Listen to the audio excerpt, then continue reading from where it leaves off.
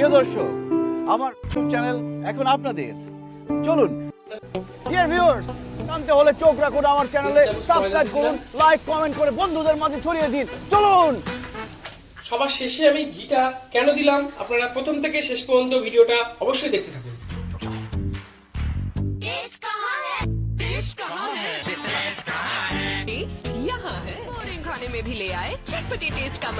নমস্কার বন্ধুরা, বিকিচেন বাংলায় আপনাদের আরেকবার স্বাগত।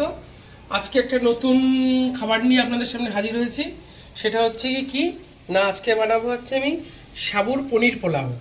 পোলাও আমরা অনেক ধরনের খেয়েছি, কিন্তু আজকে আমি বানাবো হচ্ছে সাবুর পনির পোলাও। তার জন্য নিয়েছি দেখুন আমি এখানে 200 গ্রাম সাবু। আমি এটাকে জল ঝরিয়ে ভিজিয়ে রেখেছিলাম 1 ঘন্টার ওপর, দিয়ে এটাকে ঝরঝরে করে রেখে দিয়েছি। আর আছে আপনার দেখুন ঘি, আছে পনির, আছে এখানে চীনা বাদাম, এটাকে মিক্সিতে পেস্ট করে রেখেছি, আছে গাজর, আছে আদা কুচি, আর আছে কাজু বাদাম, কিশমিশ, কাঁচা লঙ্কা কুচি, মরিচের গুঁড়ো, চিনি, আর পরিমাণ মতো হলুদ আর নুন। বন্ধুরা শুরু করা যাক আজকে সাবুর পনির পোলাও। তো দেখতে থাকুন সাবুর পনির পোলাও। তো বন্ধুরা এবার আমি গ্যাসটাকে ধরিয়ে নেবো, কড়াটা বসিয়ে দিয়েছি। তো কড়াইটা গরম হয়ে গেছে, এবারে আমি দিয়ে দেবো এতে ঘি। যেহেতু আমি এটা ঘিয়ের উপর ঘি দিয়ে বানাবো পোলাওটা,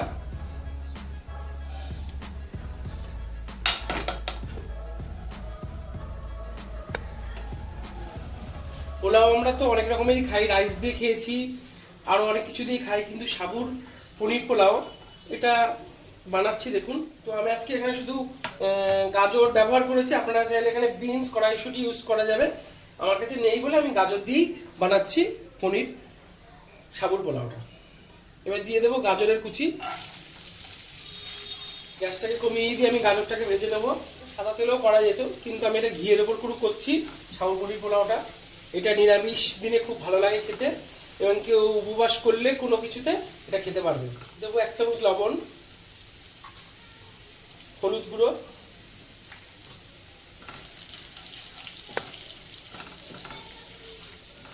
দিয়ে দেবো আদা কুচি। তো আদা কুচিটা দেওয়া হয়ে গেছে, এবার আমি দিয়ে দেবো কাজু বাদাম, কিশমিশ। কাজু বাদাম কিশমিশটাকে আমি গাজরের সঙ্গে ভালো করে ভেজে নেবো। কাজু কিশমিশটা ভাজা হয়ে গেছে, এবার দিয়ে দেবো এই যে ভিজিয়ে রেখেছিলাম যে সাবুটা, সেটাকে এবার দিয়ে দেবো আমি।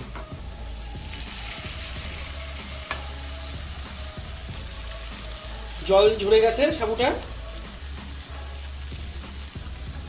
যখন সাবুটাকে দিতে হবে তখন কিন্তু গ্যাসটা একদম কম থাকবে। সাবুটা এবার এর সঙ্গে মিক্স করে নিতে হবে, কাজু কিশমিশ আর গাজরের সঙ্গে।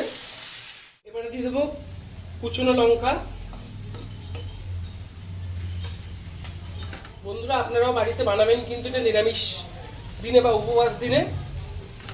যেসব বন্ধুরা এখনো আমাদের বিকিচেন বাংলা চ্যানেলটিকে সাবস্ক্রাইব করেননি, তারা অবশ্যই সাবস্ক্রাইব করুন আমাদের চ্যানেলটিকে।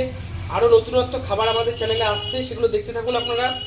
আর আমাদের ফেসবুক পেজ এবং ইনস্টাগ্রাম আপনারা ফলো করবেন। আর আপনারা কি ধরনের রান্না দেখতে চাইছেন অবশ্যই কমেন্ট করে জানাবেন। আপনারা এর আগে কমেন্টমেন্ট করেছেন যে চিকেন বিরিয়ানি বা মটন বিরিয়ানি দেখতে চান, কিন্তু চিকেন বিরিয়ানি আমাদের দেওয়া আছে, আপনারা দেখবেন। আর মটন বিরিয়ানি আপনাদের নেক্সট সময় করে দেখাবো অবশ্যই। এবারে দিয়ে দেবো 2 চামচ চিনি, যেহেতু পোলাও একটু মিষ্টি মিষ্টি লাগবে। দেখুন সাবুগুলোর সঙ্গে কি সুন্দর ঝুরঝুরে হয়ে গেছে।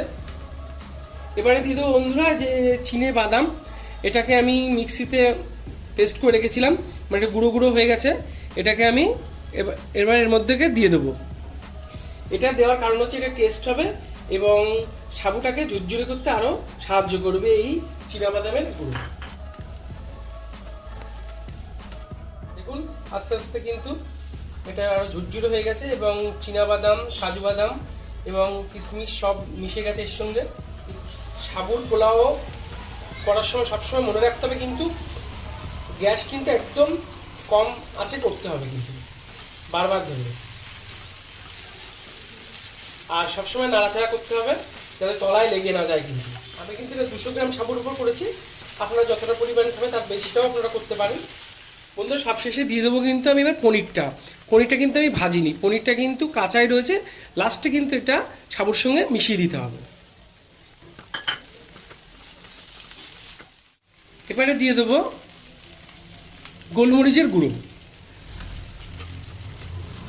পনির দেওয়ার পর কিন্তু আমি গোলমরিচের গুঁড়োটা দিলাম, গোলমরিচের গুঁড়োটা আগে কিন্তু দেওয়া যাবে না। পনিরটা দেওয়া হয়ে গেছে, আর কিছুক্ষণ এটাকে ভাজতে হবে পোলাওটাকে। আমার সাবুর পনির পোলাও তৈরি হয়ে গেছে। লাস্টে দিয়ে দেবো আমি একটু গরম মশলা।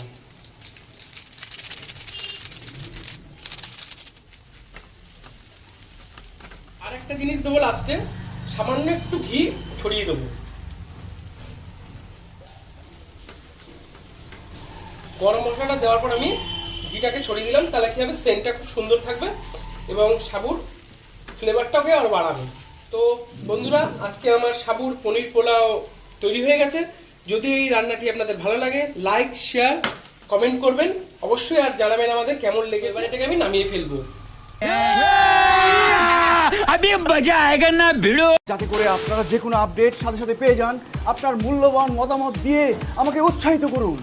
মনে করে আমার চ্যানেলটা সাবস্ক্রাইব করুন, আর ঘন্টা বাজাতে ভুলো না কিন্তু।